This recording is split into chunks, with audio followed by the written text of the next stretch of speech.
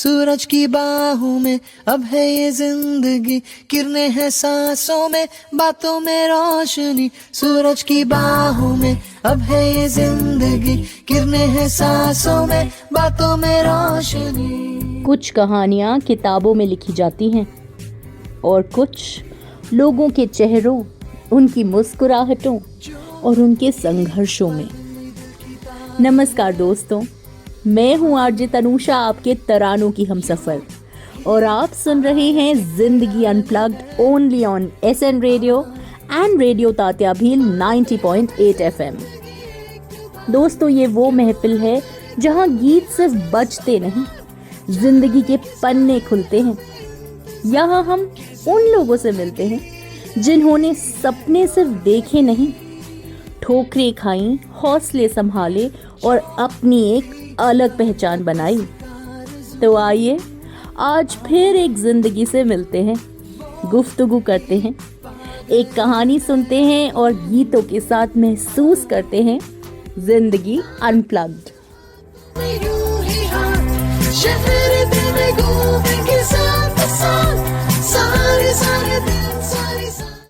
नमस्कार दोस्तों, मैं हूँ आरजे तनुषा, आपके तरानों की हमसफर, और आप सुन रहे हैं जिंदगी अनप्लग्ड सिर्फ एसएन रेडियो पर।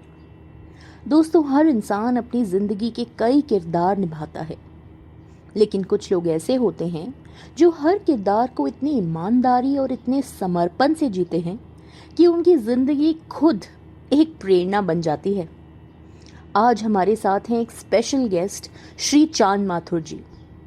इंजीनियरिंग की दुनिया में 50 साल से भी ऊपर का सफर, एक शानदार सफर तय करने के बाद भारत फॉर्ज में वाइस प्रेसिडेंट क्वालिटी अश्योरेंस के पद से रिटायर हुए चांद माथुर सर। लेकिन उनके लिए रिटायरमेंट का मतलब रुक जाना बिल्कुल नहीं था। उसके बाद उन्होंने अपनी जिंदगी को समाज सेवा और संगीत के नाम कर दिया। रोटरी के माध्यम से जरूरतमंद लोगों की मदद या सुर संगम के जरिए संगीत को सेवा का माध्यम बनाना।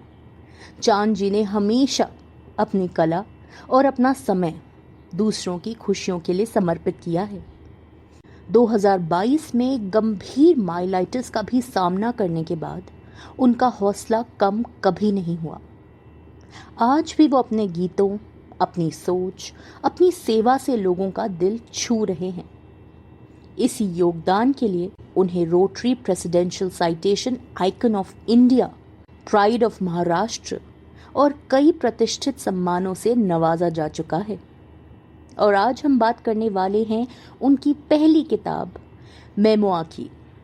ये सिर्फ यादों की किताब नहीं, बल्कि एक ऐसे जीवन का सफ़र है जहां मेहनत है, परिवार है, संघर्ष है, संगीत है और सबसे बढ़कर इंसानियत है।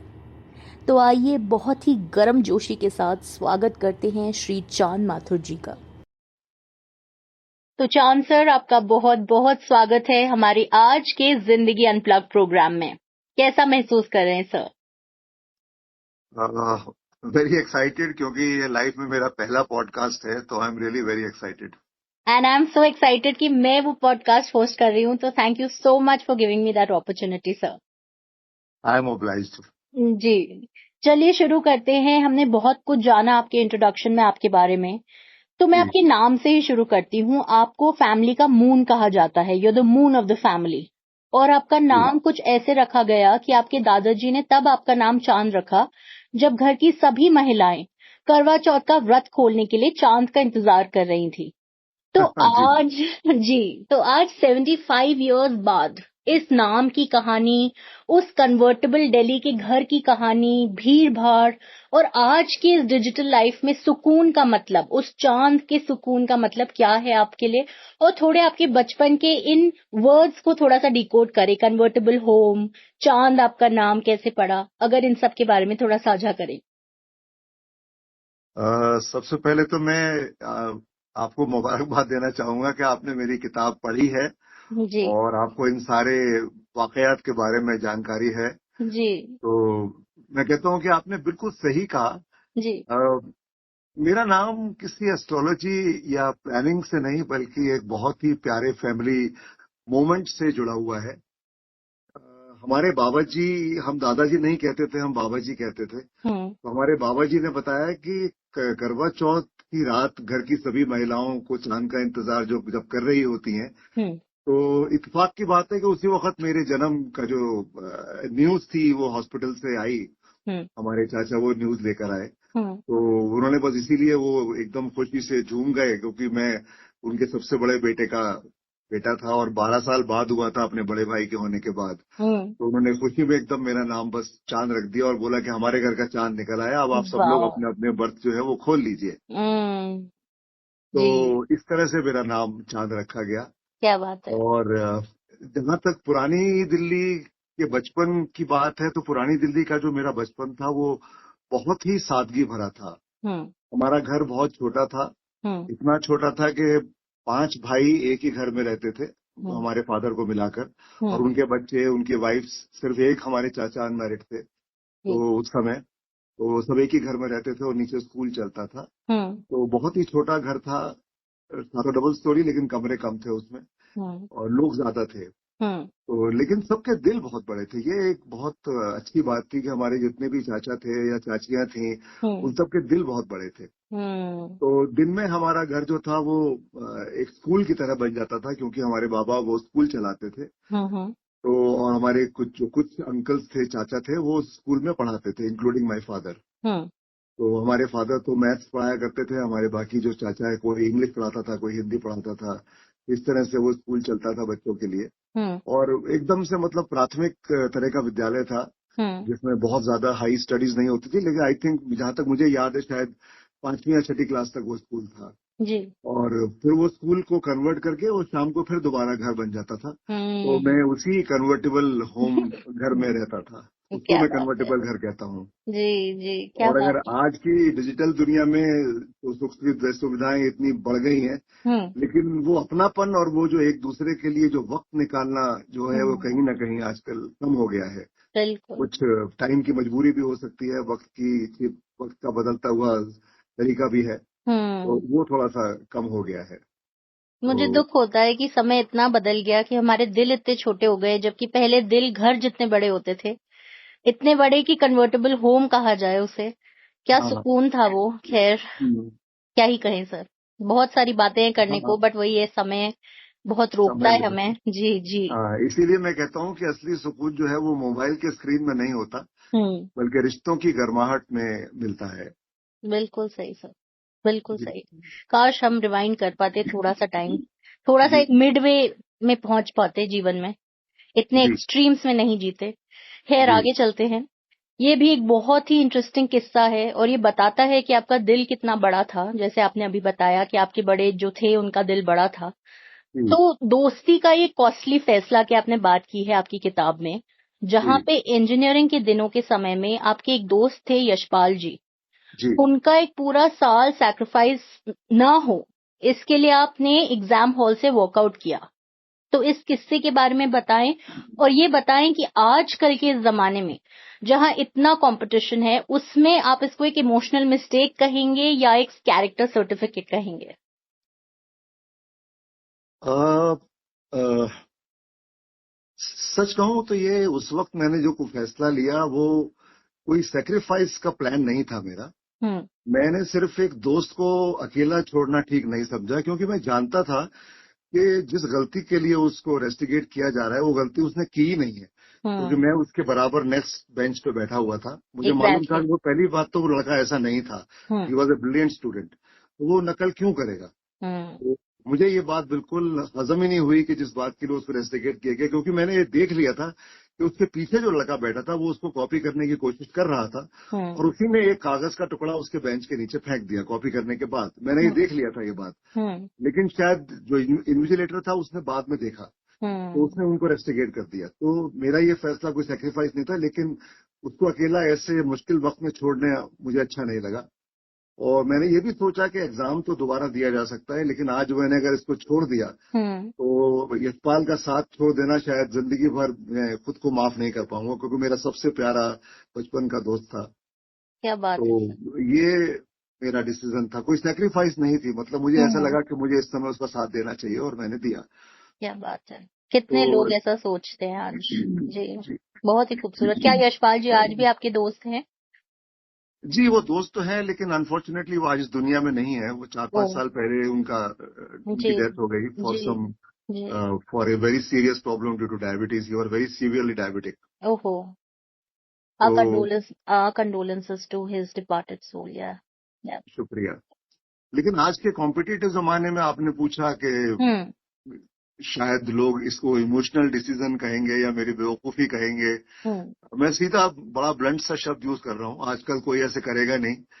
तो लेकिन मेरे लिए उस समय मेरी डिग्री से बड़ा मुझे मेरा कैरेक्टर सर्टिफिकेट था, क्योंकि अगर मैं उस समय उसको छोड़ देता, क्योंकि उनकी फैमिली के भी मैं बहुत क्लोज था। उसकी वाइफ के मैं आज भी बहुत क्लोज हूँ, और उसके फादर के, उसके जो छोटे भाई बहन थे, उनके सबके साथ में बहुत क्लोज था। तो उनके घर में पढ़ने भी जाया करता था, हम दोनों इकट्ठे पढ़ते थे।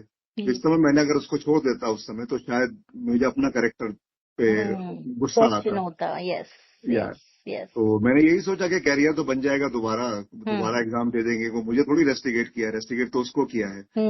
तो मेरी तो बुराई नहीं होगी, लेकिन हाँ, उसके लिए अगर मैं इस समय छोड़ दूंगा तो मुझे अच्छा नहीं लगेगा। मैंने सोचा कि कैरियर तो दोबारा बन जाएगा, दोबारा ऐसा एग्जाम देके पास हो जाएंगे, लेकिन कैरेक्टर सर्टिफिकेट दोबारा नहीं मिलेगा। बिल्कुल, बिल्कुल। और उस दोस्त का साथ देने का मौका भी दोबारा शायद नहीं मिलेगा। यस, वो भी समझेगा कि तुझे पता था कि मैं गलत नहीं हूँ, फिर भी तूने मेरा साथ नहीं दिया। तो वो धब्बा मैं अपने माथे पर लेके नहीं जाना चाहता था। Beautiful, beautiful sir. शायद मैं भी यही करती और आज भी यही करूंगी। बट खैर, आगे चलते हैं और सुनते हैं एक बहुत खूबसूरत सा गीत आप ही की खूबसूरत आवाज में, नदियां ना पिए कभी अपना जल।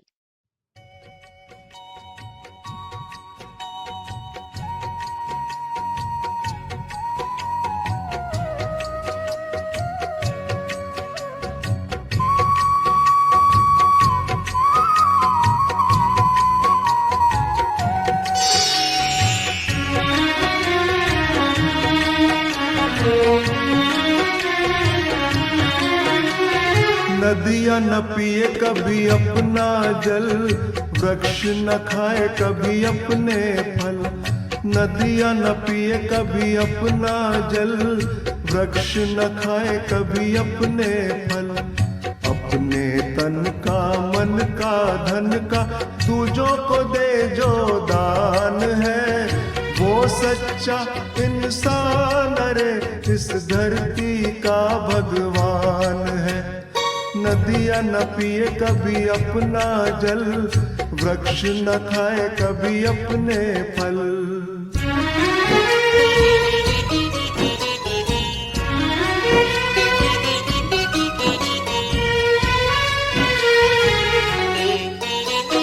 अगर सजिस का अंग जले और दुनिया को मीठी सुवास दे, अगर सजिस का अंग जले और दुनिया को मीठी सुवास दे, दीपक सा उसका जीवन है जो दूजों को अपना प्रकाश दे, दूजों को अपना प्रकाश दे। धर्म है जिसका भगवद गीता धर्म है जिसका भगवद गीता, सेवा ही वेद पुराण है, वो सच्चा इंसान रे इस धरती का भगवान है। नदियाँ न पिए कभी अपना जल, वृक्ष न खाए कभी अपने फल।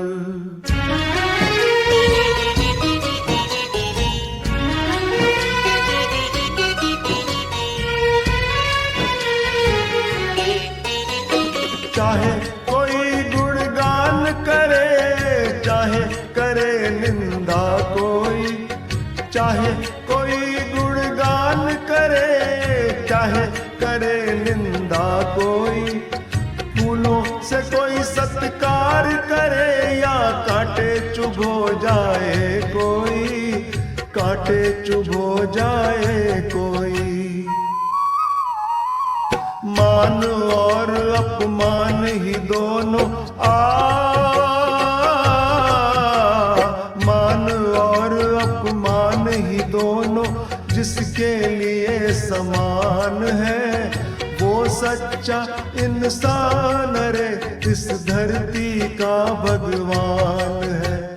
नदियां न पिए कभी अपना जल, वृक्ष न खाए कभी अपने फल, अपने तन का मन का धन का दूजों को दे जो दान है, वो सच्चा इंसान रे इस धरती का भगवान है। नदियां न पिए कभी अपना जल, वृक्ष न खाए कभी अपने फल। बहुत ही खूबसूरत गीत, बहुत ही खूबसूरत अर्थ वाला गीत। Thank you sir, thank you so much for such beautiful song. आगे चलते हैं। ये बहुत ही इंटरेस्टिंग किस्सा लगा मुझे। 61 गुलाब जामुन आपने खाए और उसके बाद आपने जो किया वो क्या था सर? उस किस्से के बारे में थोड़ा सा बताएं। और ये जो नेवर गिव अप वाला जो डिटर्मिनेशन है आपके जीवन में, जो आपके हर पड़ाव में नजर आता है कि चलो खाए तो खाए, बट उसके बाद 8 घंटे तक आपने नॉन स्टॉप टेबल टेनिस खेला।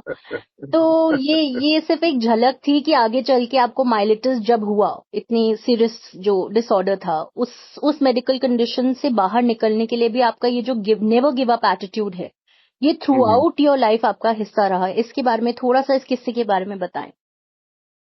तनुषा जी, वो मेरी जिंदगी का सबसे मीठा रिकॉर्ड था, सबसे मीठा किस्सा था जी।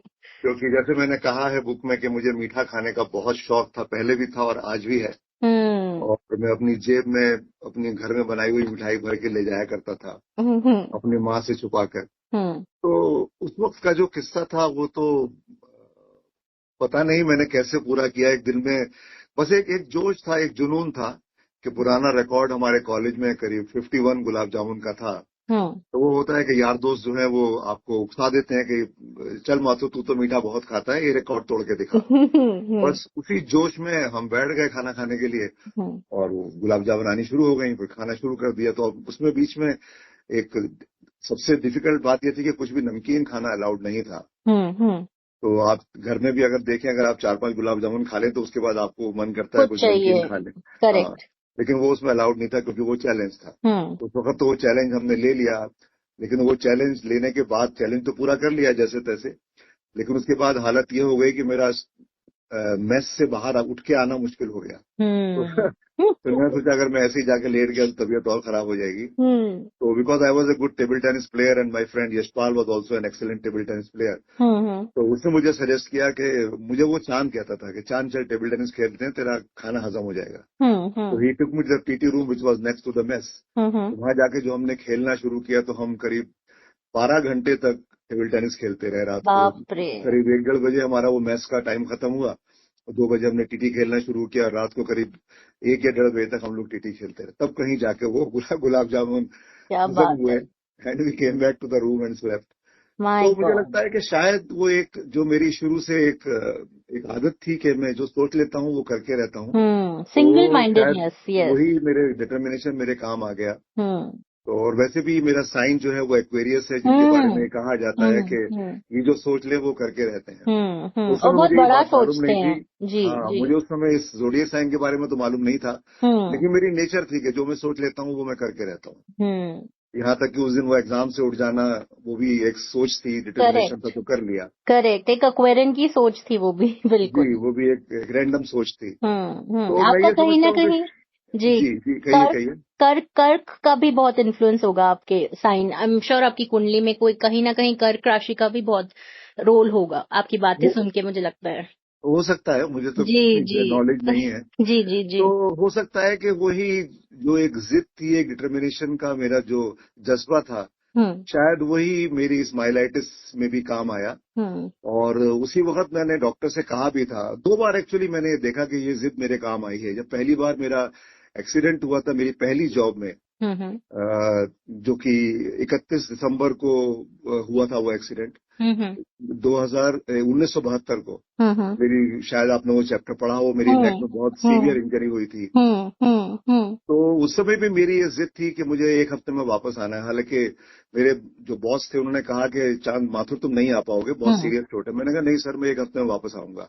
And exactly within a week I came back and worked on the same press and on the same and I not only that मैंने वही प्रोफेशन अपनी जिंदगी भर में लिया। बताएं। वो फोर्जिंग का जो प्रोफेशन था मैन्युफैक्चरिंग का, वो मैंने जिंदगी भर नहीं छोड़ा। मैंने सोच लिया था कि मुझे अब इसी में, जिसने मुझे चोट पहुंचाई है, मुझे अपना कैरियर इसी लाइन में बनाना है।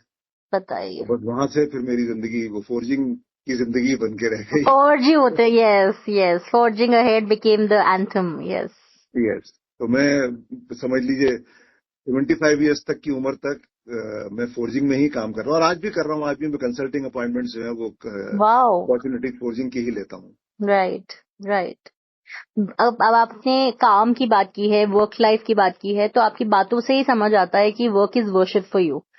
और इसी में आपने कुछ ऐसे इंस्टेंसेस और इंसिडेंट्स हुए जहां पे आपको प्रोफेशनल बिट्रेयल फेस करना पड़ा, जहां पे करियर में ऐसा मोड़ आया जहां पे जिनकी नौकरी आपने लगवाई थी उन्हीं की वजह से, उन्हीं की साजिशों की वजह से आपको स्टेप डाउन भी करना पड़ा।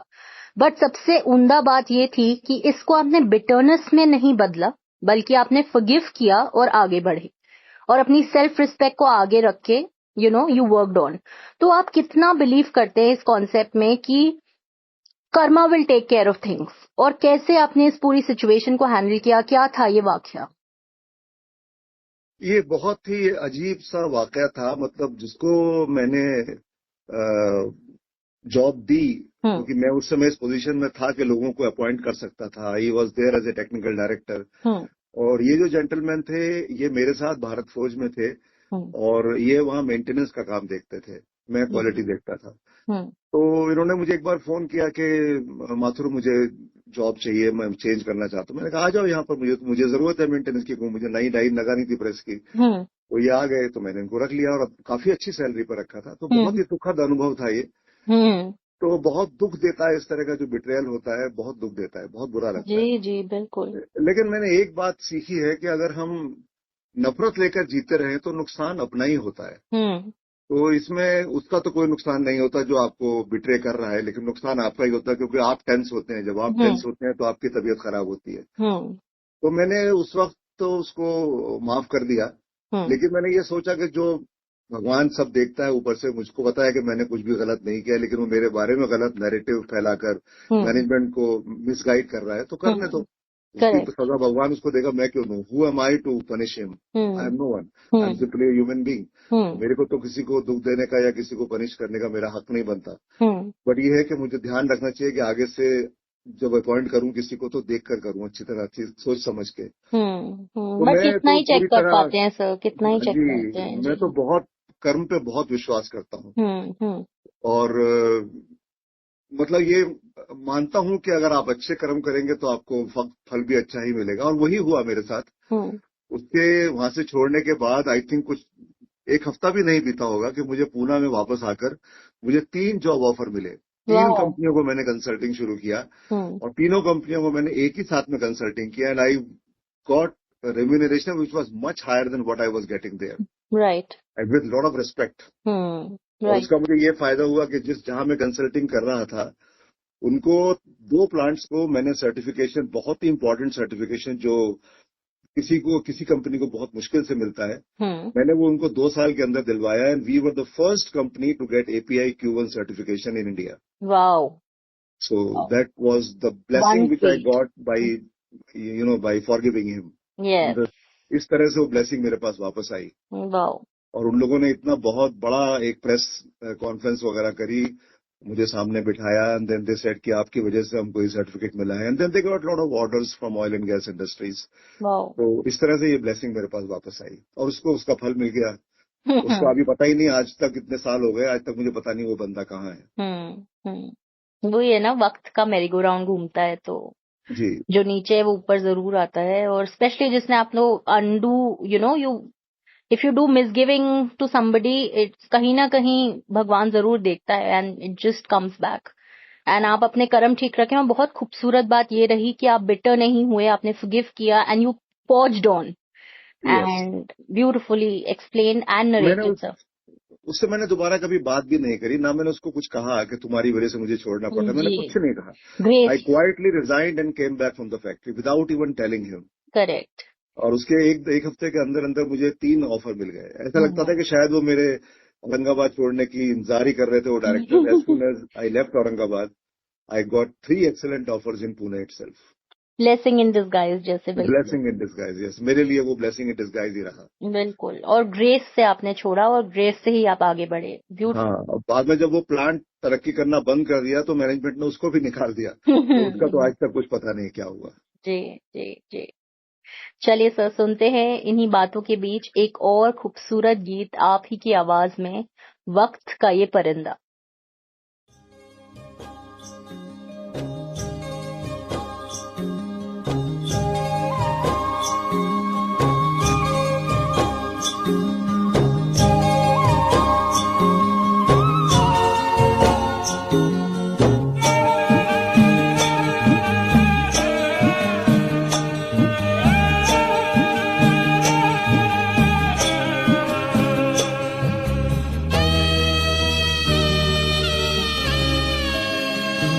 वक्त का ये परिंदा रुका है कहाँ, मैं था पागल जो इसको बुलाता रहा।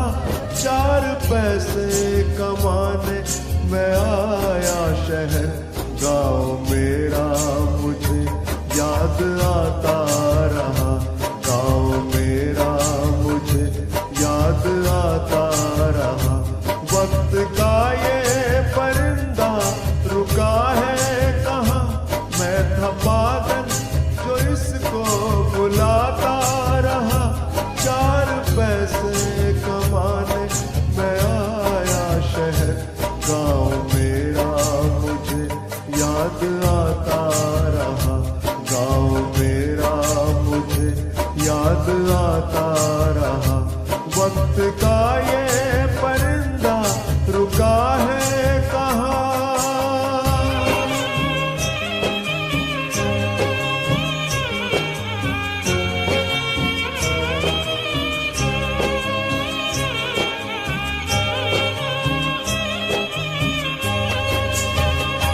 लौटता था मैं जब पाठशाला से घर, अपने हाथों से खाना खिलाती थी माँ।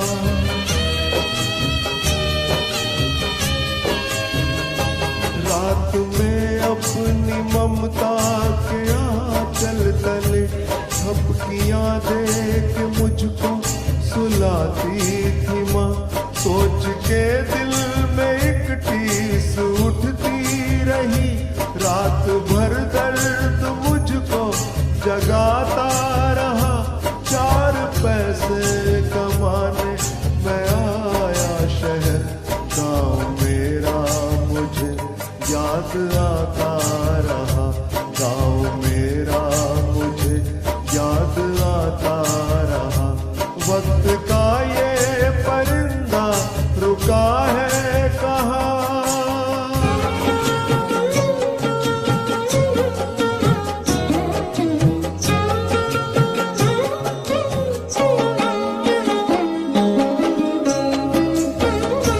सबकी आंखों में आंसू छलक आए थे जब रवाना हुआ था शहर के लिए।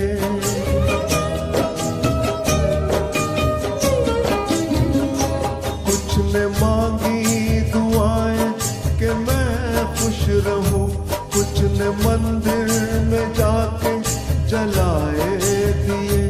एक दिन मैं बनूंगा बड़ा आदमी, ये तसव्वुर उन्हें गुदगुदाता रहा। 4 पैसे कमाने मैं आया शहर, गाँव मेरा मुझे याद आता रहा। गाँव मेरा मुझे याद आता रहा। वक्त का ये परिंदा रुका है कहाँ।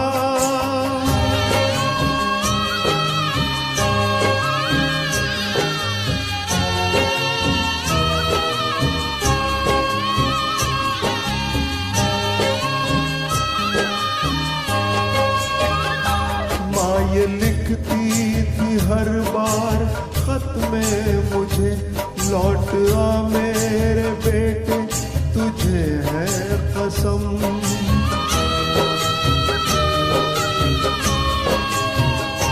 तू गया जब से परदेस बेचैन हूँ, नींद आती नहीं, भूख लगती है कम, कितना चाहा न रो मगर क्या करूं, खत मेरी माँ का मुझको रुलाता रहा, 4 पैसे कमाने मैं आया शहर, गाँव मेरा मुझे याद आता रहा, गाँव मेरा मुझे याद आता रहा, वक्त का ये परिंदा रुका है कहाँ, मैं था पागल जो इसको बुलाता रहा, 4 पैसे कमाने मैं आया शहर, गाँव मेरा मुझे याद आता रहा,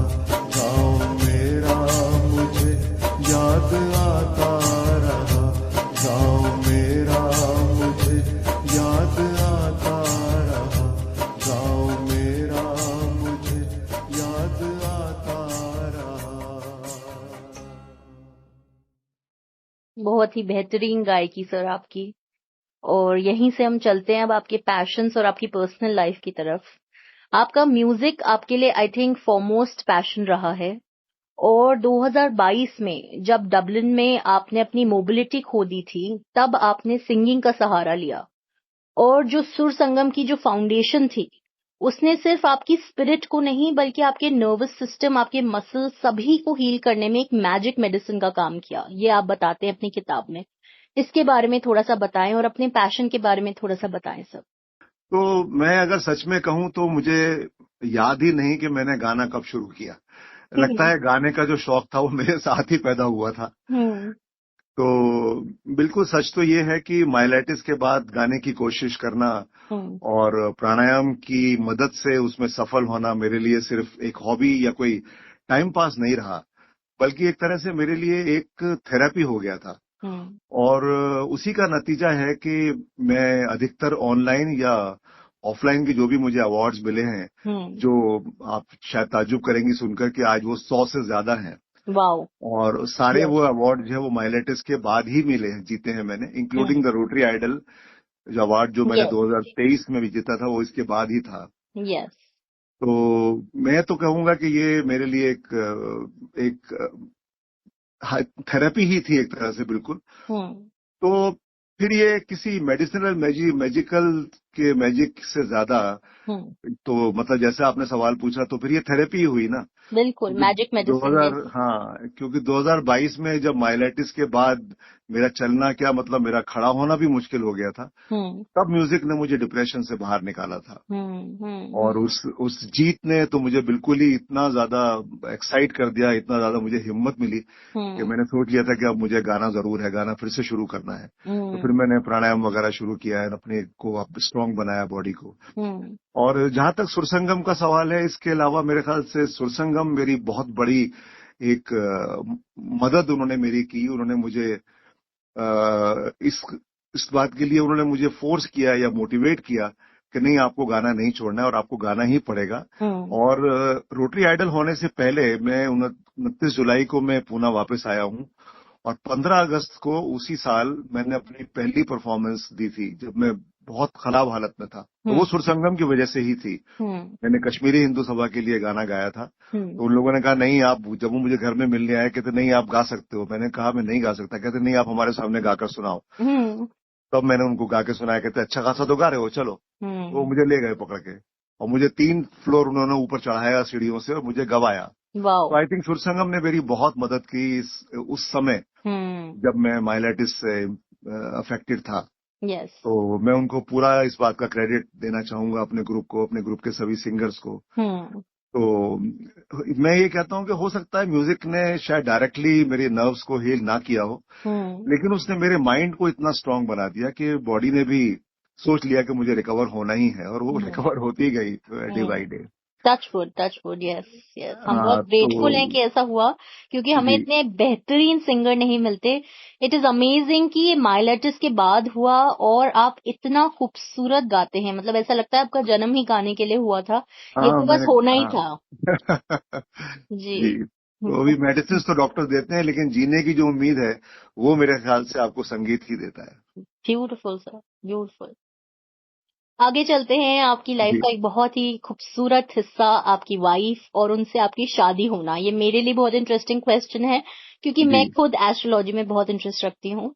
तो ओह आपने बताया कि मांगलिक कोइंसिडेंस और लाइफ पार्टनर का साथ कैसे आया आपके जीवन में, जब हॉरोस्कोप में आपको रिजेक्ट कर दिया गया था कि आपकी शादी सुषमा जी से नहीं हो सकती, आपके एस्ट्रोलॉजर ने कहा, बट फिर बाद में उन्होंने कहा कि नहीं हो सकती है क्योंकि आप दोनों ही मांगलिक हैं। और अब आप जी मानते हैं, जानते हैं और बहुत खूबसूरती से इस बात को हर समय एक्नॉलेज करते हैं कि सुषमा जी आपकी लाइफ का बेस्ट डिसीजन थी।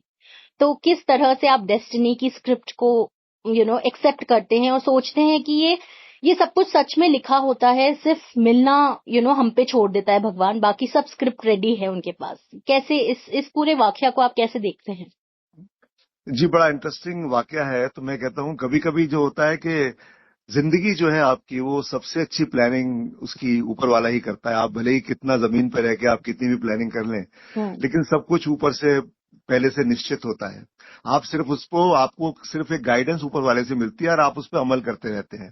आपको ऊपर से थॉट्स आते हैं या जो भी आपके दिमाग में आता है वो सब ऊपर वाले की मर्जी से होता है। तो शुरुआत में जो हमारा हॉरोस्कोप मेरा रिजेक्ट हुआ वहां जाकर और एस्ट्रोलॉजर के पास, लेकिन बाद में जब उनको पता चला कि मैं भी मांगलिक हूँ और उनसे ज्यादा मांगलिक हूँ, तो पूरी कहानी बदल गई। और मैं कहता हूँ कि शायद वो मेरा जिंदगी का सबसे एक कहते हैं कि वो सबसे लकी वो फेज था मेरी जिंदगी का, कि जब वो जन्म पत्री मिली और हम दोनों की शादी तय हुई, उसके बाद ही हमारी जिंदगी में बहुत सारे बदलाव आए। तो मैं उस बात को बहुत ज्यादा बहुत ज्यादा शुभ समझता हूँ उस समय को, जब हमारी जन्म पत्री मिली। और जैसे कि आपने मेरी किताब में शायद पढ़ा होगा, कई चैप्टर्स में मैंने अपनी सोलमेट की तारीफ की है, सुषमा की तारीफ की है। और हर समय जब हमारा इंटरव्यू रहा है तो आपने उनको जरूर एक्नॉलेज किया है कि वो मेरे जीवन का सबसे खूबसूरत हिस्सा है। हाँ जी। और आज भी जब मैं इतनी तकलीफ में हूँ तो एक कदम भी मैं उनका हाथ पकड़े बिना चल नहीं पाता, ना मुझे वो चलने देती हैं, कितने नहीं गिर जाओगे, बिकॉज मैं लड़खड़ाता हूँ चलते समय, because of the weakness in the leg, one leg. तो वो एक कदम भी मुझे अकेला नहीं चलने देती। तो इसके अलावा और आपको जिंदगी से क्या चाहिए? अगर आपको ऐसी पत्नी मिल जाए जो ऐसे वक्त में भी आपका साथ ना छोड़े, अच्छे वक्त में भी नहीं छोड़ा, बुरे वक्त में भी नहीं छोड़ा, तो नहीं मतलब साथ दिया हमेशा। तो मतलब जो भी मेरी जिंदगी बनी है, या हमारी फैमिली की जिंदगी बनी है, या हमारे बच्चों की जिंदगी बनी है, उसमें मैं अपना जो योगदान है वो सिर्फ 25% ही समझता हूँ, लेकिन उनका जो योगदान है वो 75% है। क्या बात है सर, शुभ लाभ हो गया ये तो आपके जीवन में। बिल्कुल शुभ लाभ ही है। और तो आप मैं लोग तो लकी ये थे। मानता हूँ कि डेस्टिनी जो है वो आपके रास्ते जरूर बनाती है, लेकिन उन रास्तों पर आपका प्यार, आपका विश्वास और आप जो रेस्पेक्ट करते हैं उस डेस्टिनी की, देन की, फैसलों की, वो आपके साथ चलता है। और हमारे हाथ में होता है वो, मतलब अपनी डेस्टिनी को बनाना अपने हाथ में ही होता है। लिखी वहां जाती है, लेकिन उस पर अमल करके उसको शेप करना वो हमारे हाथ में ही होता है। ब्यूटीफुल सर, आप लोग लकी थे, आपको इतने अच्छे पार्टनर्स मिले। मैं अपने पेरेंट्स को भी देखती हूँ, जब तक मेरे फादर थे, मेरी मम्मा का उनके साथ देना, उनको भी पैरालिसिस हुआ था, 3 सब्सिक्वेंट स्ट्रोक्स रहे। तो जिस तरह से मेरी मदर उनके साथ खड़ी रही, hats off to her. But हम लोग बहुत अनलकी जनरेशन में लैंड कर गए। आई होप हमें भी ऐसे जीवन साथी मिले और शुभ लाभ हमारे भी जीवन में आए। तो सुषमा जी, सुषमा मैम को बहुत बहुत एक्नॉलेजमेंट, थैंक यू, कंग्रेचुलेशंस कि आप इतनी ब्यूटीफुल लाइफ पार्टनर हैं और आपको इतने ब्यूटीफुल लाइफ पार्टनर मिले हमारे चांसर के रूप में। तो कंग्रेचुलेशंस टू यू मैम। इसी गहरे एहसास के बीच हम सुनेंगे एक और गीत चांसर की खूबसूरत आवाज में, ये जो जिंदगी की किताब है। ये जो जिंदगी की किताब है, ये जो जिंदगी की किताब है, ये किताब भी क्या किताब है। कहीं एक हसीन सा ख्वाब है, कहीं जानलेवा अज़ाब है। ये जो जिंदगी किताब है, ये जो जिंदगी किताब है, ये किताब भी क्या किताब है।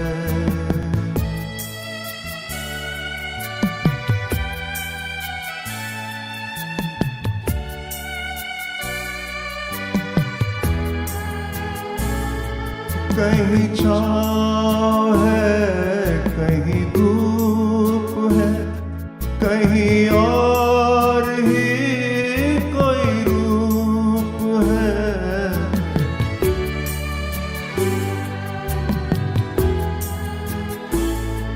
कहीं छाँव है, कहीं धूप है, कहीं और ही कोई रूप है। कई चेहरे इसमें छुपे हुए, कई चेहरे इसमें छुपे हुए।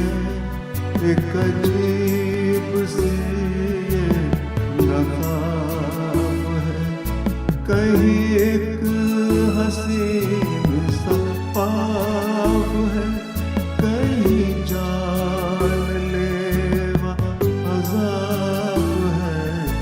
ये जो जिंदगी किताब है, ये किताब भी क्या किताब है।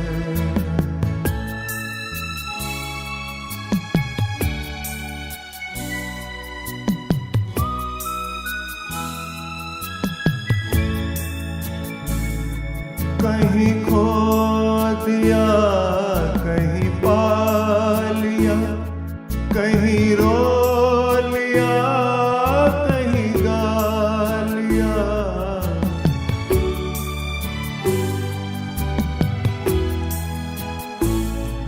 कहीं खो दिया, कहीं पा लिया, कहीं रो लिया, कहीं गा लिया। कहीं छीन लेती है हर खुशी, कहीं छीन लेती है हर खुशी। कहीं मेहरबान बेहिसाब है, कहीं एक हसीन सा ख्वाब है, कहीं जानलेवा अज़ाब है। ये जो जिंदगी किताब है, ये किताब भी क्या किताब है।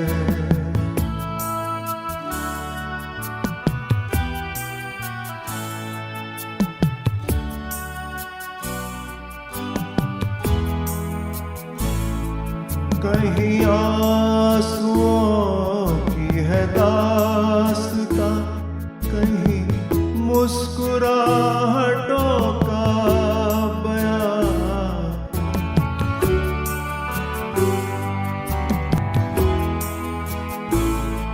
कहीं आंसुओं की है दास्तां, कहीं मुस्कुराहटों का बयां।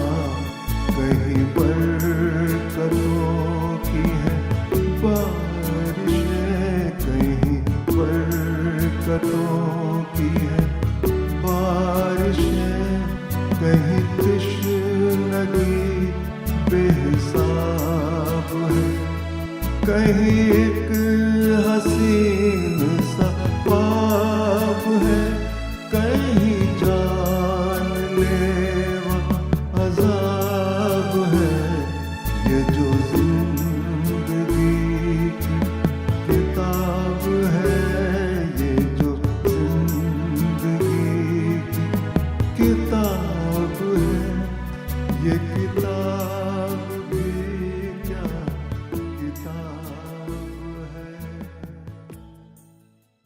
आगे चलते हैं चांद सर जी।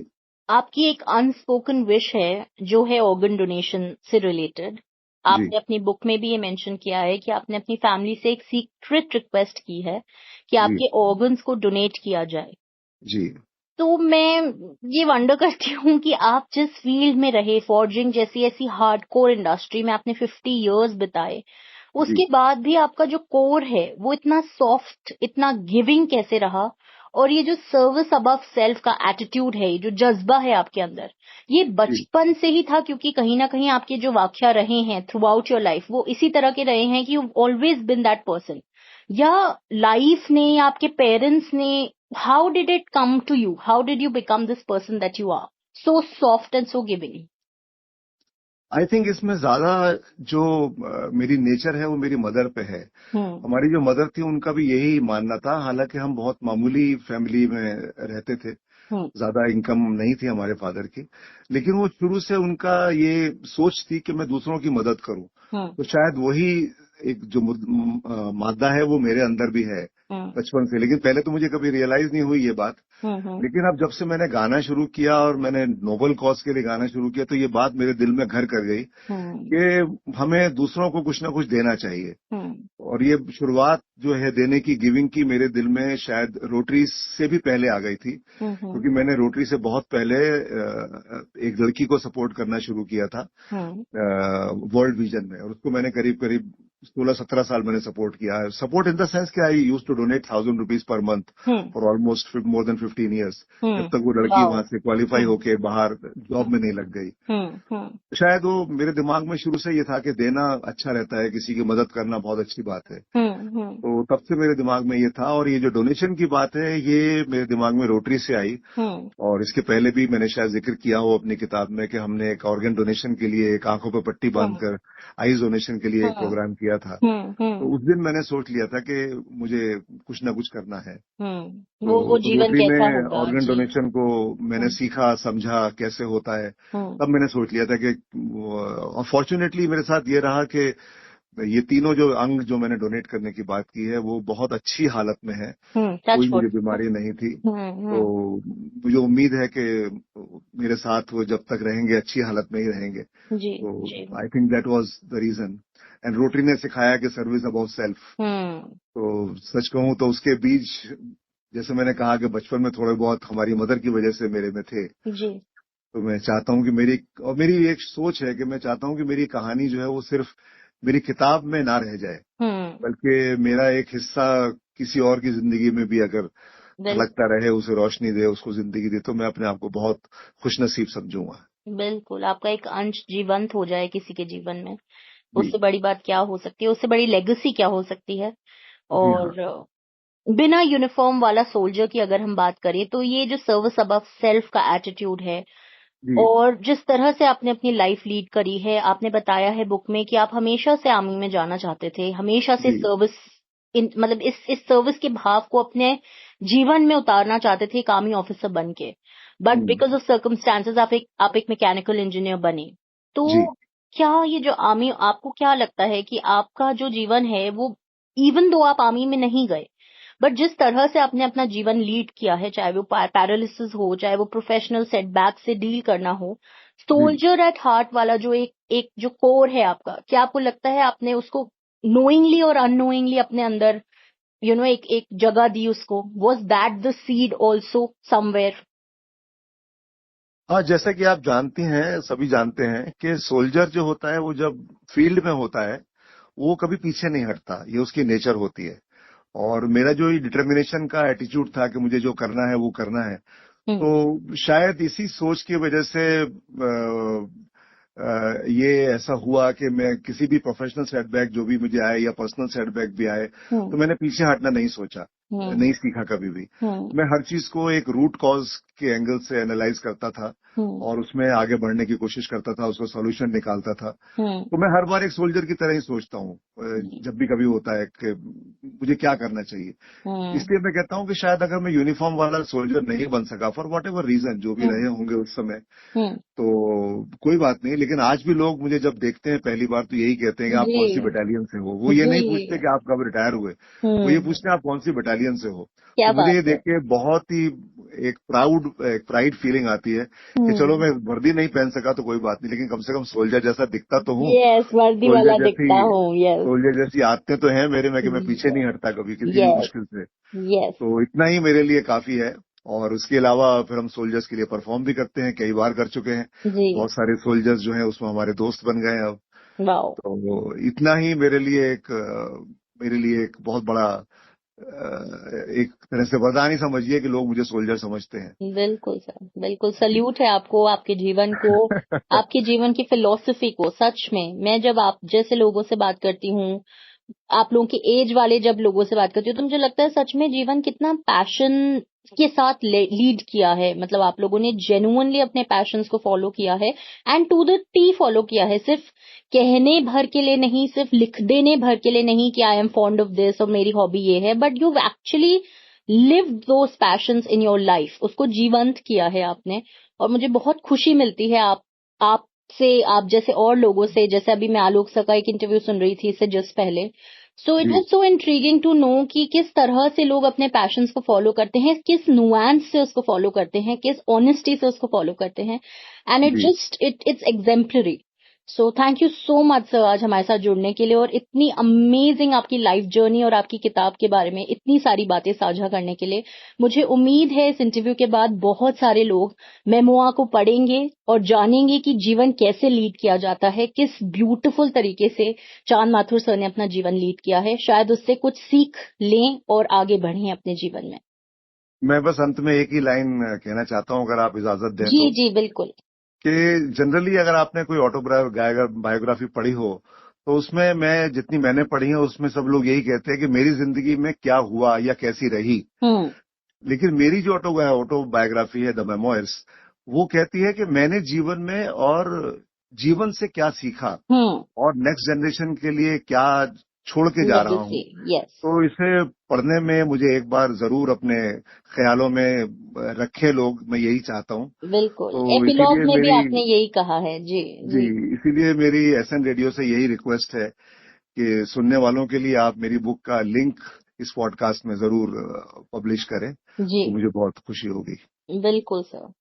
तो मैं मानता हूँ कि जिंदगी की जो असली कामयाबी है वो इस बात से नहीं नापी जा सकती कि हमने कितना कमाया, बल्कि इस बात से नापी जा सकती है कि हम कितनी मुस्कुराहटें दुनिया को देकर जा रहे हैं, बांट कर जा रहे हैं। ये मैं मानता हूँ। बिल्कुल sir. Hats off to you and hats off to your book मेमोआ।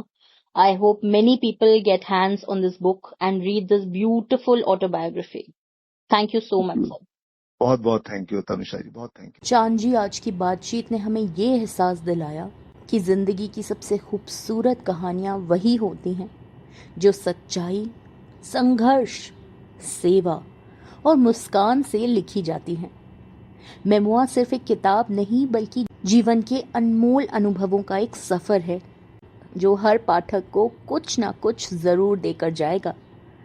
आपका बहुत बहुत धन्यवाद कि आपने अपनी यादें, अपनी सोच हम सब के साथ साझा की। दोस्तों, मैं हूं आपकी दोस्त आरजे तनुषा, आपके तरानों की हमसफर, और आप सुन रहे थे जिंदगी अनप्लग्ड सिर्फ एसएन रेडियो पर। फिर मिलेंगे एक और किताब, एक और प्रेरणादायक कहानी के साथ। नमस्कार। सूरज की बाहों में अब है ये जिंदगी, किरणें हैं सांसों में, बातों में रोशनी। सूरज की बाहों में अब है ये जिंदगी, किरणें हैं सांसों में, बातों में रोशनी। हर मुलाकात एक गीत की तरह होती है। कुछ गीत खत्म हो जाते हैं पर उनकी गूंज देर तक दिल में रहती है। आज की इस महफिल से हम भी कुछ यादें, कुछ सीख और कुछ मुस्कुराहटें अपने साथ लेकर जा रहे हैं। मैं हूं आरजे तनुषा, आपके तरानों की हमसफर, और अब वक्त है आपसे इजाजत लेने का। याद रखिए दोस्तों, जिंदगी हमेशा परफेक्ट नहीं होती, पर हर जिंदगी में एक कहानी जरूर होती है जो सुनी जाने लायक होती है। फिर मिलेंगे एक नए चेहरे, एक नए सफर और एक नई दास्तान के साथ। तब तक अपने दिल की धुन को सुनते रहिए। नमस्कार।